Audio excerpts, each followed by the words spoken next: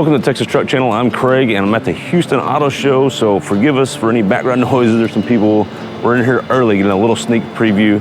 People are vacuuming, there's a lot of ambient noise, but we know you're here because you're here for what I like the most, and that is, well, we kind of got another Land Cruiser. So let's see what we got here behind us. We've got the all-new Lexus GX550, and yes, this is going to replace the GX460, and we're so happy. It's based on the Land Cruiser Prado 250 globally, or the Land Cruiser I previously got to see in Salt Lake, the preview there.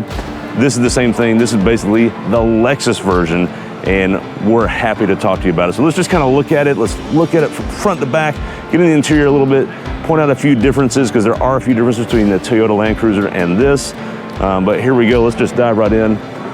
You get the Lexus badging and the Lexus grill. I actually think this is a handsome grill. Lexus does a good job here. Their waterfall grill, their cascading grill. I think it looks best here. It's neat, it's tucked up.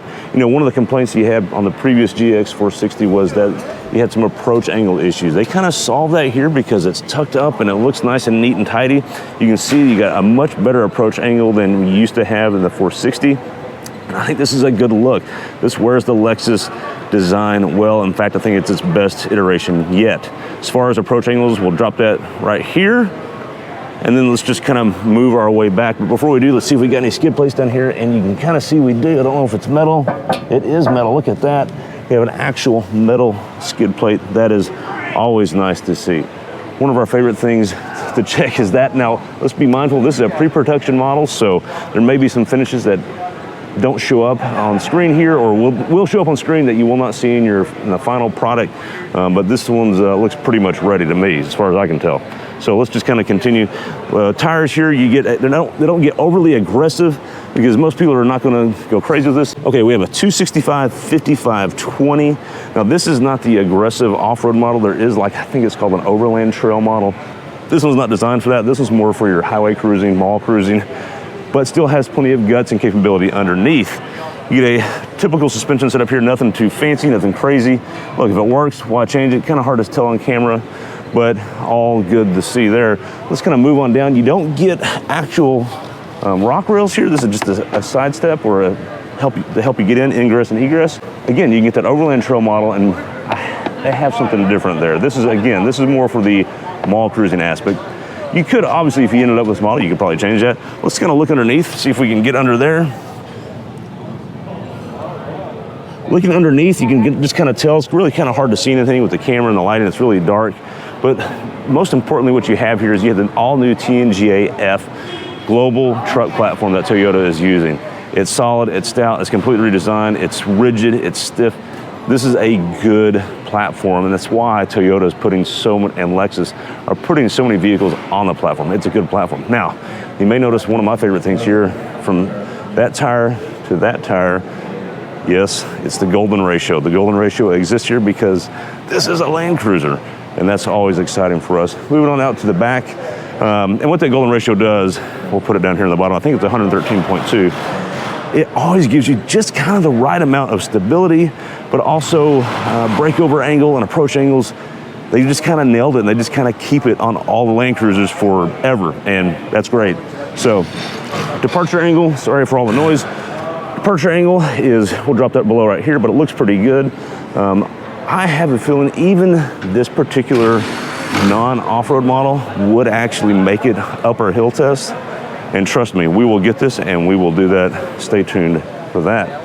Moving out to the back, you kind of get the typical Land Cruiser treatment. It looks very Toyota Land Cruiser-y, but with a little bit of a Lexus touch. I like the Lexus badging. It looks good here with the solid brake light indicator. That looks really nice. GX550, it gets a little tricky now. You see the 550 badging. 550 doesn't mean it has a 5.5 liter, because previously a 460 meant you had a 4.6, 470 meant you had a 4.7.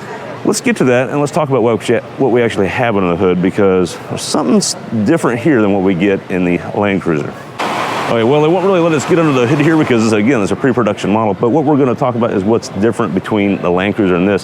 What you get standard in the GX550 is the 3.4 liter twin turbo V6, which has 349 horsepower and 479 pound-feet of torque.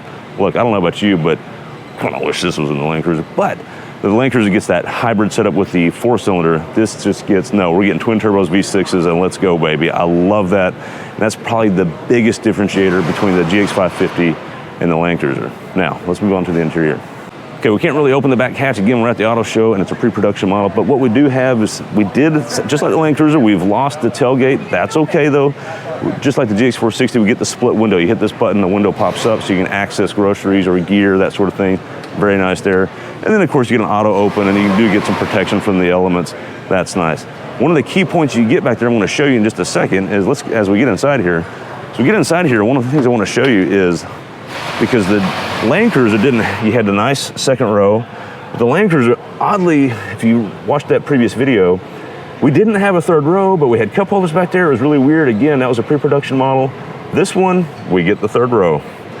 So kind of hard to see in this light in here. It's really dark, but you do get a third row, kind of like the old GX460. Look, it's just to be used in a pinch, but it is back there, and you could use it if you're trying to, I don't know, maybe you're at a campsite and all your buddies want to get in and go into town for one supply run. You could probably make that quick little supply run. Now let's get in the second row, see what it's like. It's definitely nicer from the get-go. You can just tell from the door. You get a nice padded door here. Good material choices. It's kind of a brushed aluminum or chrome or whatever that is. And you get a nice pull handle, not a hole there, so you can actually put your phone in, and 2 bottle holders in the door pocket. Now let's get into the actual seat. All right, getting in the actual seat here, we got whoa, very comfortable. We got plenty of headroom. That is very nice. I get a nice fold-out armrest, and that's always nice to see. And it doesn't hit the bottom, so it's actually usable. You can see I actually have plenty of knee room. Very nice. There is a moonroof, and the motor does drop down a little bit. I would be curious to see if Brian actually fits in here. That's definitely going to affect headroom. One of the things I did love about the Land Cruiser, at least the one we got to see in Utah, is it was a strip model. You didn't have any of that, and you had gobs of headroom. You still have plenty here for me. Again, I'm 5'9", Brian's 6'4". When we get our hands on this, we'll put him in there and see if he actually passes the test. But what you do get back here is, you get nice rear vents. That's nice because it's a Lexus. We're getting a little more premium features. You do get tri-zone climate control. Hard to tell on camera here, but you get adjustments for that. You can control everything there. It looks like you get USB-C. Yes, 2 USB-C ports there. And plenty of room. This is a very comfortable spot. I think that's one of the things we love about our Land Rover we had, the Land Cruiser I used to have, and then all the times we've had a chance to get a hand on these. They're so capable of off-road, yet you can actually bring some kids or some family in the back and cruise, and very comfortable. It's gonna be quiet. Love that. Let's move on to the front. All right, moving on into the front, the driver's part. Let's check out the door just like we always do. Nice padded armrest, so when you're actually, driving along, you can actually be in comfort. Another padded rest there. Plenty of room for a cell phone, or I'm sorry, a smartphone. Even the bigger smartphones these days. And of course, auto up, auto down, all the way across. We get plenty of room for another water holder, and maybe just, who knows what you're dropping in there. This is a little more, let's say, polished interior. So we get nice padded carpeting, and we get leather seating. We didn't get that in the Land Cruiser, at least we saw in Utah. And let's just get in here and see what it's like. Let's see what kind of room we have. As usual, or just like the Land Cruiser, it's a very commanding view. Love this. It's really hard to see or kind of tell on camera, but you get a great view. The visibility in this thing is so good. Not that it was bad in the old GX460, but they really thought through, Toyota and Lexus. Look, they're not trying to hide this as a Land Cruiser anymore. They know it is. They know people are going to take this off-roading sometimes, and you need to be able to see when you're off-roading. You have great sight lines here. I love the seating position. It's a little more of that upright command position like you get in old Land Rovers and such. Very nice. All the touch points in here are very Lexus. They're premium, and this is a pre-production model. It's only going to get better from here. Soft touch everywhere. Nice big display screen. You get the typical Toyota infotainment, which works flawlessly.